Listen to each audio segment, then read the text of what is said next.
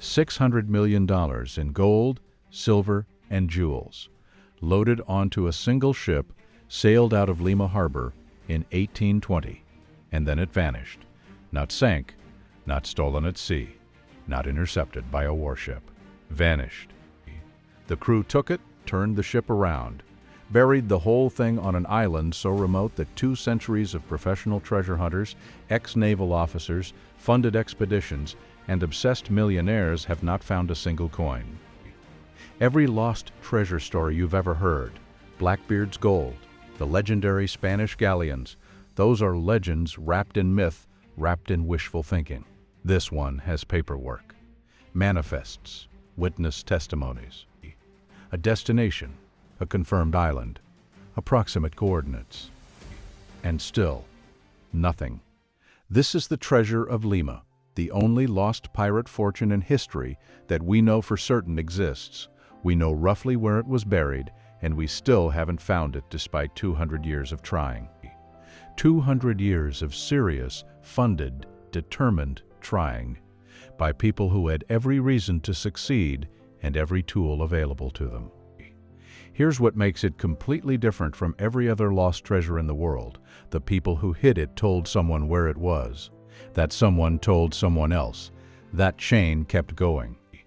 At every link in that chain, the person who knew the secret either died before they could recover it, or went to the island and came back empty-handed, or both. The treasure has destroyed more people searching for it than almost any object in maritime history. Expeditions that spent fortunes finding nothing. Men who spent decades returning to the same island. A future president of the United States who made it a personal obsession. Stay with me, because this story does not go where you think it's going. And because the question at the end of it, the real question, the one that nobody who writes about the Lima treasure ever quite gets to, is not where the gold is. It's what it says about us that we keep looking. By the time this video ends, you are going to understand something most people who've heard of the Lima treasure completely miss. The mystery is not why nobody has found it. The mystery is far weirder than that. It's why the people who should have been able to find it, the ones who actually knew where it was buried, who had the map, who had been to the island, who came back with gold coins as proof, why even those people somehow never recovered the main cache. We are going to trace the full chain, how the treasure got assembled, how it ended up on a ship under the command of a man who had absolutely no intention of giving it back, what happened on that island. And then we will follow every major attempt to recover it over the following 2 centuries, because those attempts tell a story that is genuinely stranger than the treasure itself. This is not a story about gold. Gold is just why it started. This is a story about what gold does to people's ability to think clearly, and the extraordinary lengths that otherwise rational human beings will go in pursuit of something that keeps being just out of reach. A president, a racing champion, a marine explorer, funded companies with real instruments, all of them certain, all wrong. South America, 1820. The Spanish Empire is collapsing. It had taken 3 centuries to build, and it was going fast now, on every front at once. Simón Bolívar's liberation campaigns were sweeping north and west through the continent. Every Spanish colonial city on the Pacific coast was looking at a war coming toward it and asking the same question in every government office, every church sacristy, every merchant house. What do we do with the valuables? Lima had more valuables than anywhere. It had been the administrative capital of Spain's entire Pacific Empire for over 200 years. The church had accumulated extraordinary wealth there across generations. Gold altarpieces, silver chalices, jeweled reliquaries, ornate statues crafted by the finest colonial artisans. The kind of wealth that takes generations to build and about 3 hours for a conquering army to melt down into anonymous bars. The colonial government kept significant financial reserves there. The wealthiest noble families of South America had assets there. The city was, in the truest sense, a vault. When credible intelligence arrived that rebel forces were closing in from multiple directions, the church and the colonial government made a decision. a sensible one on its face, one that any competent administrator in a crisis would recognize as reasonable. Protect the most portable, most irreplaceable assets. Get them out before the city falls. Hold them somewhere safe until the situation resolves. The problem was not the decision, the problem was the execution. They would take the most valuable, most portable items, the things that couldn't be hidden, couldn't be disguised, and load them onto a ship. Send them north to Mexico or Panama for safekeeping until the political situation resolved itself and normal order was restored. The situation was not going to resolve itself. They didn't know that yet. The ship they chose was the Mary Dear, a British merchant vessel. The captain was named William Thompson. The records from the period spell it inconsistently, and he had a solid professional reputation. He had worked those Pacific waters for years. He was trusted. He was British, which in 1820 meant neutral in a Spanish colonial war. He was, by every account, exactly the kind of dependable sea captain you'd want handling something this important. They loaded the cargo, gold and silver ecclesiastical statues, some centuries old, gold coins, precious stones, jeweled swords, the personal wealth of Lima's most prominent noble families, handed over in boxes and chests and crates. And most significantly, the crown jewels of the Queen of Spain herself, which had been brought to Lima for protection earlier in the crisis, and were now being moved again. They put 2 priests and a small contingent of Spanish soldiers aboard to guard the cargo. Thompson looked at the treasure, looked at the open Pacific Ocean, and then he did the math. The math was simple, and it was brutal. Thompson had in his cargo hold more wealth than he could earn in 1,000 lifetimes as a merchant captain. He had a crew of men loyal to him and not to the Spanish colonial government. He had an ocean, and he had Spanish guards who were, in terms of numbers, massively outnumbered by the crew of a working merchant ship. Thompson did not agonize over this. Within days of leaving Lima harbor, the Mary Dear's crew overpowered and killed the Spanish guards. The 2 priests were thrown overboard. The ship turned around. They were now pirates, murderers, thieves on a scale that had almost no parallel in the recorded history of the Pacific. The Spanish would hang them wherever found. The British would likely extradite them to Spain if caught. There was no friendly port, no friendly government, no sympathetic authority anywhere in the connected world that would receive them well. They needed to think about what that meant, fast. Because here is the problem with stealing $600 million in recognizable religious artifacts and royal jewels while being a known British merchant captain with a documented ship. You cannot go home. Every port where Spain had influence, which in 1820 was still most of the Pacific coast, was a place where you would be identified, arrested, and hanged. You cannot sell the cargo because the cargo is identifiable. Gold altarpieces from Lima's cathedral are not things you quietly trade on an open market. The crown jewels of the Queen of Spain are even less anonymous. You cannot start a new life because a British captain who suddenly has access to enormous unexplained wealth has a very obvious paper trail attached to him. What Thompson needed was time, a place to make the cargo disappear physically into the ground while the war played out and the political situation resolved itself. When Spain finally lost control of South America, when there was no longer a functioning Spanish colonial authority to press charges, then he could think about recovery. The island he chose was Cocos Island, 550 kilometers off the Pacific coast of Costa Rica. Uninhabited, hard to approach because of the currents. Easy to miss if you weren't specifically navigating toward it. Already known to Pacific sailors as a provisioning stop, ships occasionally went there for fresh water, which meant a vessel appearing near Cocos wasn't automatically suspicious.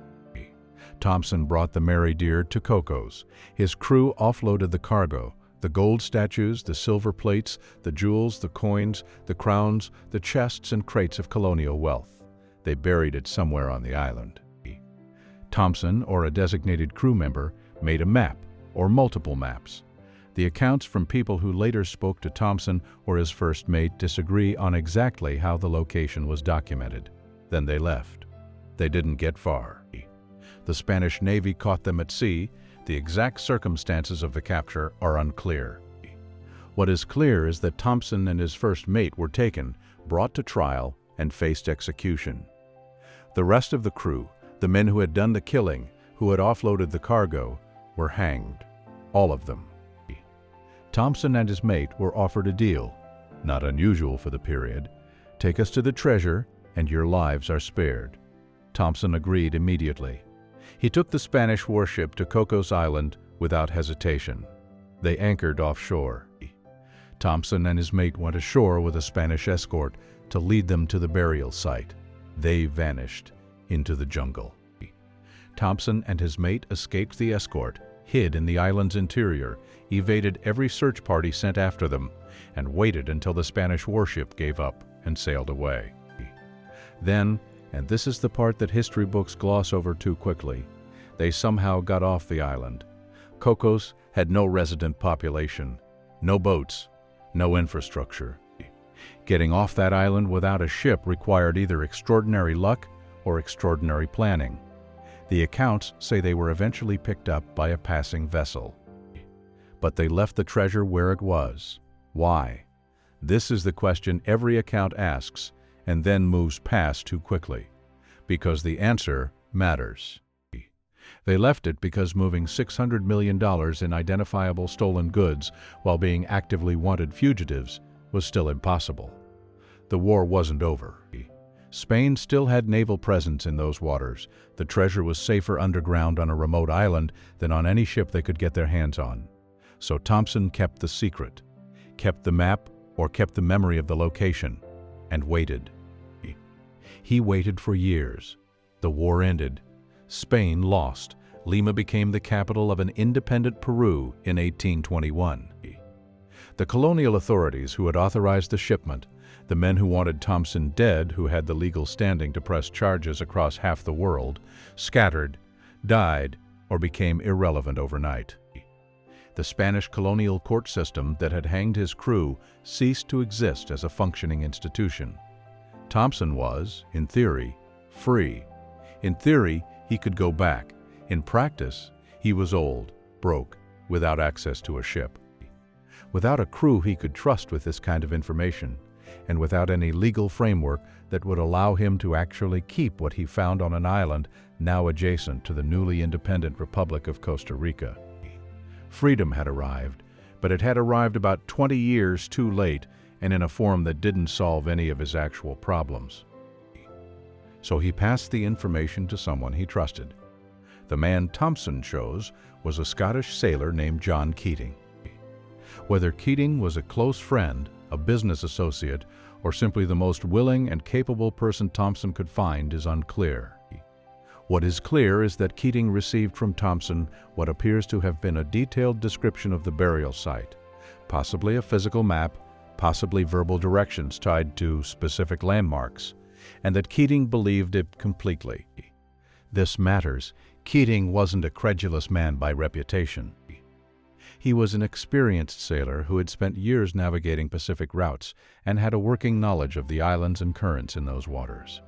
He was not the kind of person who gets taken in by a dying man's fantasy. He listened to Thompson's account, which must have been detailed, specific, and internally consistent, and concluded it was true. He went home and immediately started planning a voyage. That tells you something about the quality and specificity of what Thompson passed on, and something about how convincingly Thompson could still communicate his certainty, even at the end of his life. Keating organized his first expedition to Cocos sometime in the 1840s. He brought a partner named Boag and chartered a ship with a crew. They were not transparent about their purpose. Treasure hunting a rumored cache was the kind of information that attracted exactly the wrong attention from a crew. According to accounts that Keating later gave to multiple people, the first expedition found something, not the main cache, but something consistent with the story being real. Keating said they discovered gold coins and a small number of artifacts, enough to confirm the treasure was not a fabrication, but nowhere near the scale Thompson had described. He brought some gold back, not life-changing, enough to be proof. Why not the main cache? Keating's explanation, which he gave multiple times, and which remained consistent, was that the crew had become suspicious. Sailors are not naive. A captain who brings a ship to a remote uninhabited island and starts digging with a small private party is doing something that raises questions. The crew threatened mutiny. They wanted to know what was being found, and they wanted their share.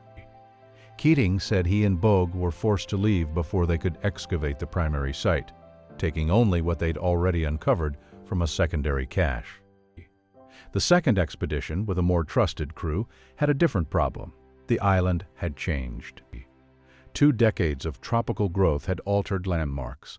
The specific trees or rock formations he had used as reference points on the first visit had either grown beyond recognition or, in the case of trees, fallen and rotted.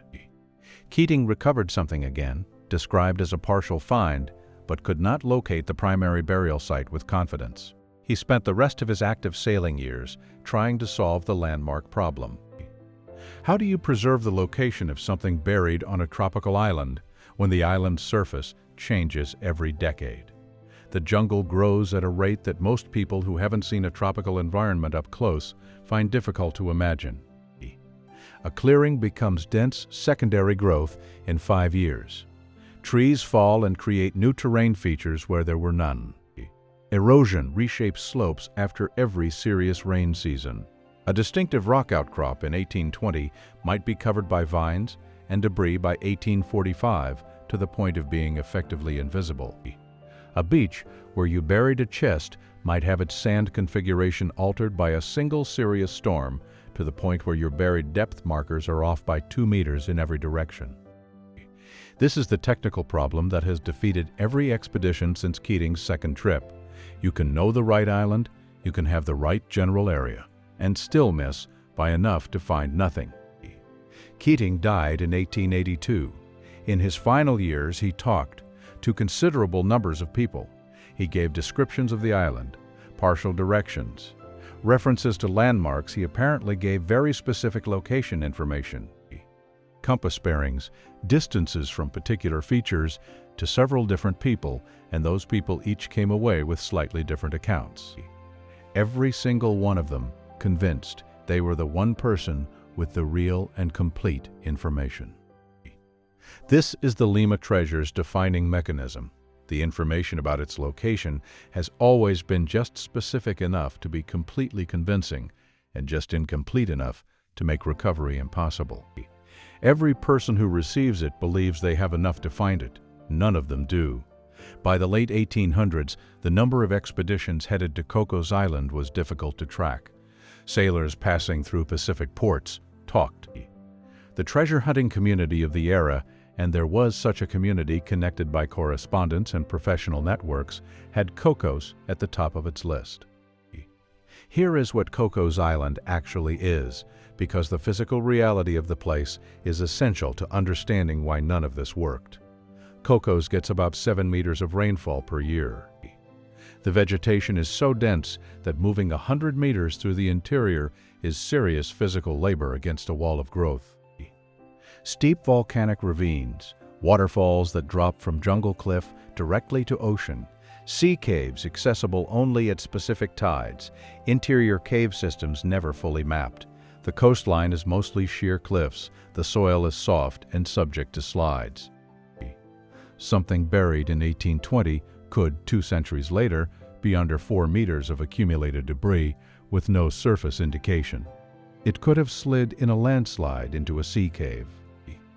It could be underwater in a collapsed system, or it could be exactly where it was buried, perfectly preserved in a sealed underground cavity, while every search has simply missed it by 50 meters.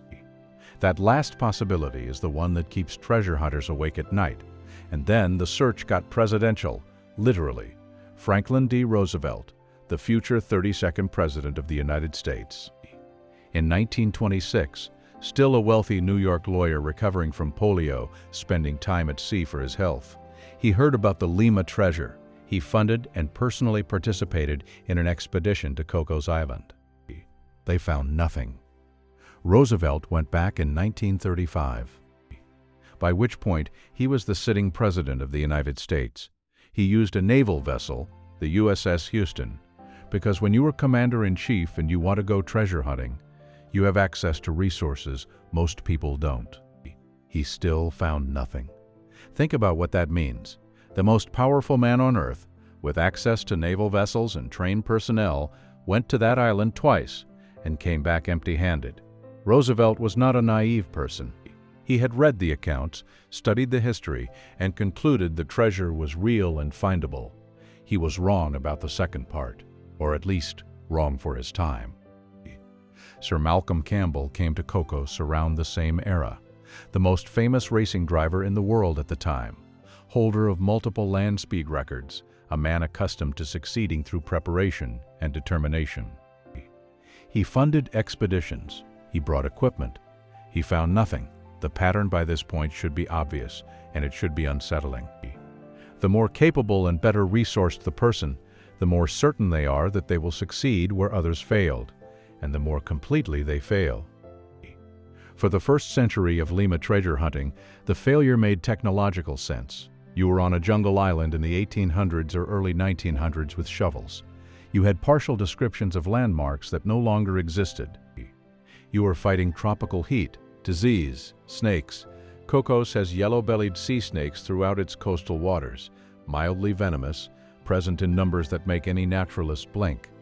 And you had limited time because you were paying for a ship to sit at anchor while you dug. The reasonable expectation was that modern technology would change everything. Metal detectors, ground-penetrating radar capable of identifying objects several meters underground, GPS that lets you document and return to any specific point with centimeter precision, satellite imagery, drone surveys that can map the entire island topographically in days, remotely operated underwater vehicles for the sea caves that can only be entered by machine. Every single one of these technologies has been deployed at Cocos Island, multiple times, by serious, funded, professional operations with real scientific equipment. The results have been consistent, and the consistency is the disturbing part. In 1963, Jacques Cousteau brought the Calypso to Cocos Island. This matters because Cousteau was not a treasure hunter in the amateur sense. He was a world-class marine explorer with the best diving equipment then available, backed by a research organization with genuine scientific credibility and decades of experience locating things underwater that were not supposed to be found. His team conducted extensive underwater surveys of the sea caves and the coastal waters around the entire island perimeter. They reached locations no previous expedition had the technology to access. They found an extraordinary marine environment. Cocos Island is one of the great diving sites in the Pacific, and Cousteau's documentation of the hammerhead shark populations there was genuinely significant for marine biology. The numbers were staggering in ways that surprised even experienced researchers. The island's waters are extraordinary by any measure. They found no treasure. In the 1990s, a German-backed company called Argo deployed sophisticated ground-penetrating instruments across the island. They identified metallic anomalies, underground signals consistent with significant metal concentrations at depth. Costa Rica authorized supervised excavation at the anomaly sites. The excavations found iron artifacts, old tools, pottery fragments, no gold, no silver, no jewels.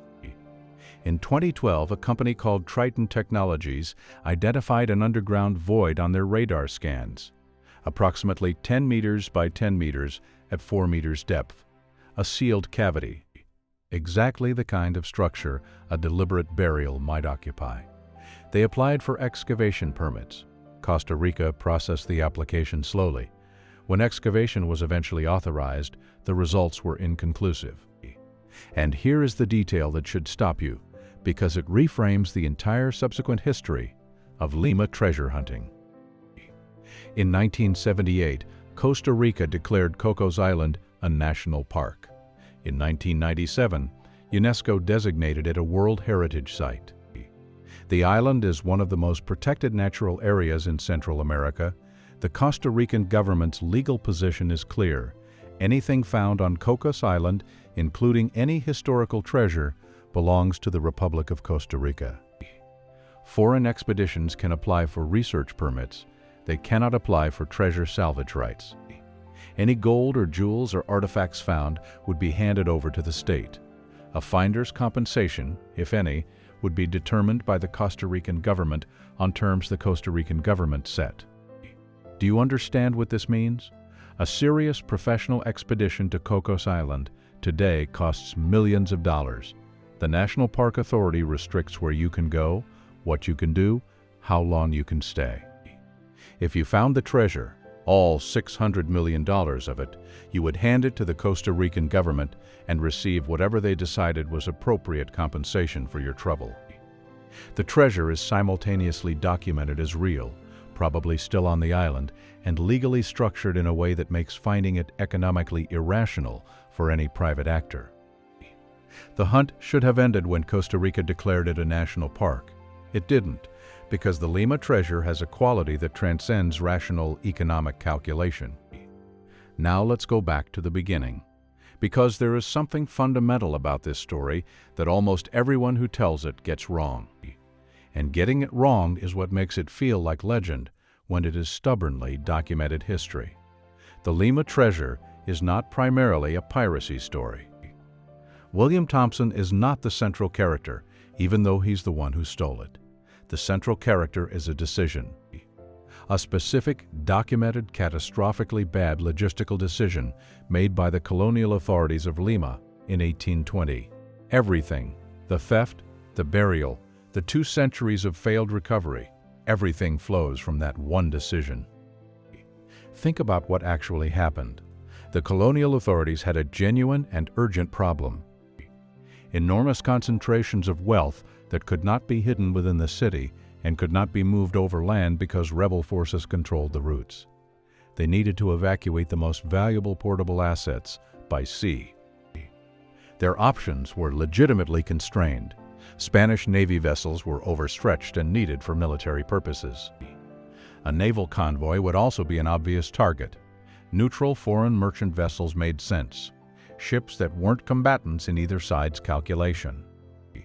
But the colonial authorities made an error that any competent logistics manager can identify immediately. They loaded everything onto a single ship, all of it. The entire combined treasure of Lima's churches, the colonial government's financial reserves, the private wealth of multiple noble families, and the crown jewels of the Queen of Spain, all into one cargo hold on one ship, under one captain. They put a Spanish military guard aboard the Mary Dear that was massively outnumbered by the working crew of a merchant ship. Thompson's crew killed all the guards in a matter of hours, and then they had everything. If the colonial authorities had split the treasure across 3 ships, Thompson would have gotten at most a third. If they had provided an armed escort vessel, even a small one, mutiny would have been impossible. If they had used a Spanish Navy ship with proper military culture and chain of command, the kind of crew action Thompson organized was essentially inconceivable. Every decision they made was wrong in the same direction, toward trusting a commercial captain with a profit motive and a clear exit opportunity. But the deeper error is less obvious.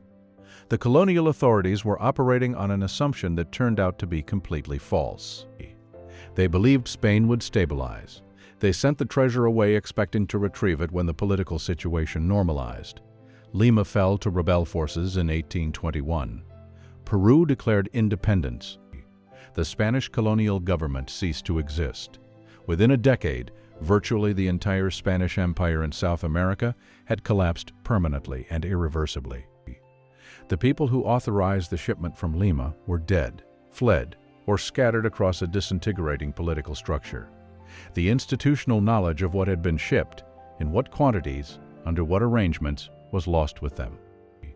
So even in the hypothetical world where Thompson faithfully delivered the treasure as instructed, even if there had been no theft, no murder, no piracy whatsoever, there was no longer a functioning authority to receive it manage it, or determine who it belonged to.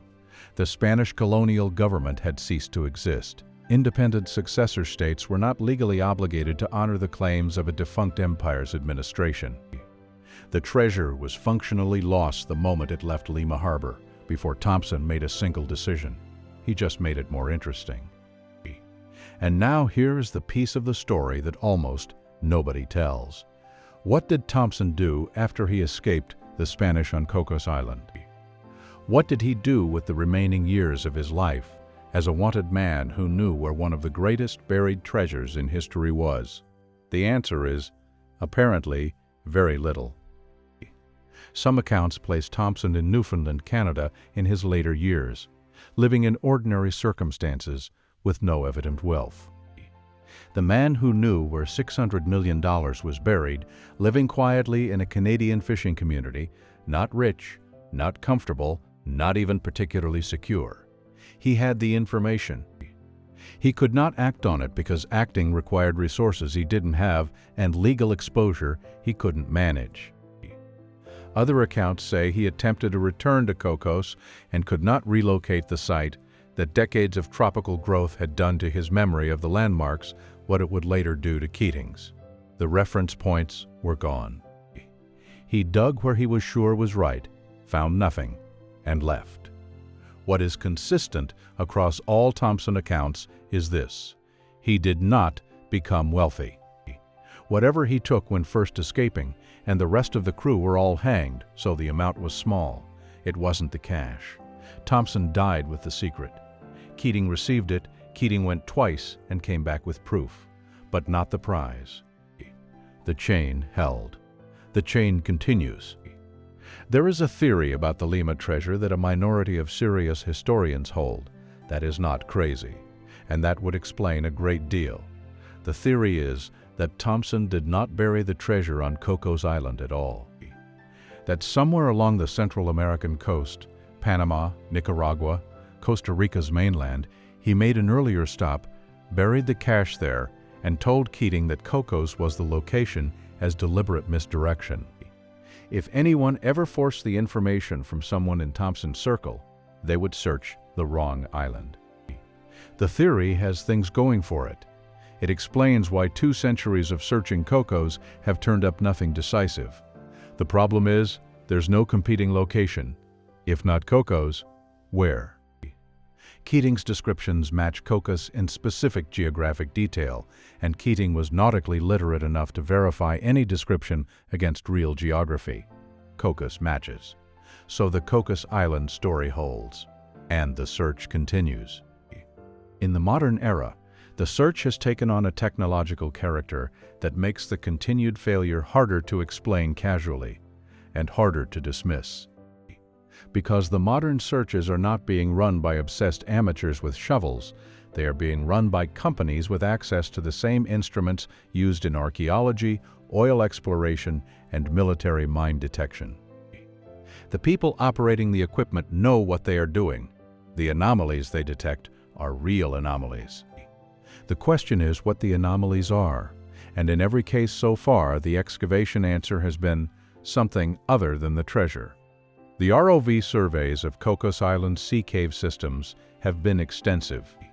The island has a network of sea caves, some accessible at low tide, some only by diving, some only by machine. The argument for the sea caves as burial location has always been compelling. Natural concealment, difficult to access without specific knowledge, reachable by longboat from a merchant ship approaching the island discreetly. Multiple expeditions have specifically targeted the cave systems. The surveys have found extraordinary geology and marine life adapted to cave environments. They have found evidence of historical human use, old ceramic fragments, rusted iron objects consistent with the island's history as a provisioning stop across several centuries. They have not found $600 million in gold and silver. The most technically sophisticated search attempts involved combinations of ground-penetrating radar, magnetometry, and targeted excavation at anomaly sites. The anomalies were real. Instruments were detecting something. What they were detecting was, in each case upon excavation, something other than the treasure. Costa Rica's restriction of excavation to permitted and supervised operations has made systematic searching difficult, but it has also protected the island from the wholesale digging that earlier expeditions engaged in, which caused genuine environmental damage and almost certainly disturbed evidence that might have been useful. The most current estimate from historians who study this seriously is that the treasure, if on Cocos Island, is in one of three locations: a sealed cave system now accessible only from underwater, where the surface entrance collapsed at some point in the past 2 centuries; an area of interior terrain where a significant landslide has covered the burial site to a depth that surface instruments cannot reliably penetrate; or a location correctly identified by instruments, but where excavation has, by chance, consistently started at a point adjacent to, rather than directly over the cache. Each scenario has supporting evidence. Each is consistent with the documented facts. And each has a different solution, which means before you can solve the treasure, you have to solve which problem you're actually dealing with. 3 meters can be the difference between finding $600 million and finding nothing. There is a fourth possibility that deserves to be stated, because not stating it is intellectually dishonest. The treasure may have been partially recovered already, and the recovery kept secret. Think about who has had access to Cocos Island over 2 centuries with minimal oversight. Keating admitted to finding something on his first trip. If he or a subsequent expedition recovered more than they admitted and distributed it quietly, before international frameworks for cultural heritage protection existed, a private recovery could easily stay undocumented. Items sold through intermediaries melted down or placed with collectors who didn't ask questions. Several pieces of ecclesiastical gold work that appeared in European auctions between the 1860s and 1890s have provenance descriptions vague in ways consistent with this. Items matching general descriptions of Lima origin church wealth, sold through intermediaries, now in private collections or donated to museums that received them in good faith. None of this is proof. All of it is consistent with a partial historical recovery that stayed secret. Costa Rica has maintained a consistent position. Cocos Island is a national park and UNESCO World Heritage Site, and anything found there belongs to the Republic of Costa Rica. The country uses the Lima treasure as part of its tourism identity. Dive operators offering trips to Cocos tell you the treasure story before you've left the dock. The mystique, intact and unresolved, is worth more to them as an ongoing draw than whatever would come from one resolved discovery. A found treasure is a one-time event. An unfound treasure earns indefinitely. The era of wealthy privateers sailing to Cocos Island and digging wherever they felt like is over. The island is protected. The legal framework is clear. The treasure, if it's there, has survived 200 years of searching. The deployment of every major technology humans have developed for finding things underground and underwater, and the efforts of everyone from desperate fugitives to sitting presidents of major nations.